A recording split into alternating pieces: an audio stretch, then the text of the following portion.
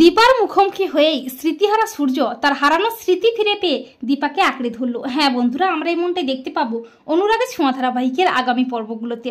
শেষ পর্যন্ত দীপা অ্যাক্সিডেন্টের হাত থেকে বাঁচাতে গিয়েই সূর্যের মুখোমুখি হয়। দীপা সূর্য দুজন দুজনকে দেখে অবাক হয়ে যায়, দুজন দুজনের দিকে তাকিয়েই থাকে অপলক দৃষ্টিতে। দীপা বলে ডাক্তারবাবু।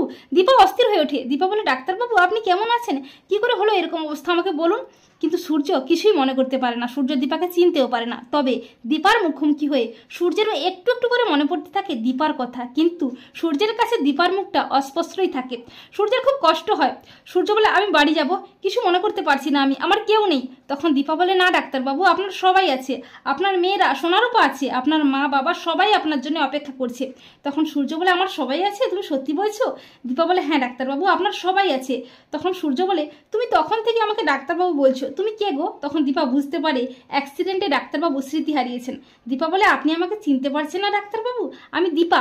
দীপা নামটি শুনে সূর্যের সবকিছু মনে পড়তে থাকে। একটা সময় সূর্যের সবকিছু মনে আসে।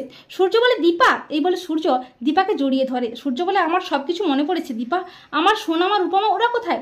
তখন দীপা বলে ওরা আছে, ওরাও আপনাকে খুঁজতে এসেছে আমার সাথে। এরপর সোনারূপা এসে বলে বাবা এই তো আমরা। আর সূর্য সোনারূপাকে জড়িয়ে ধরে অনেক আদর করে। তো বন্ধুরা, তোমরা এটাই চাও তো যে দীপার মুখোমুখি হয়েই স্মৃতিহারা সূর্য যেন স্মৃতি ফিরে পেয়েই দীপাকে আঁকড়ে ধরে? কমেন্ট করে জানিয়ে দাও তোমাদের মতামতটি।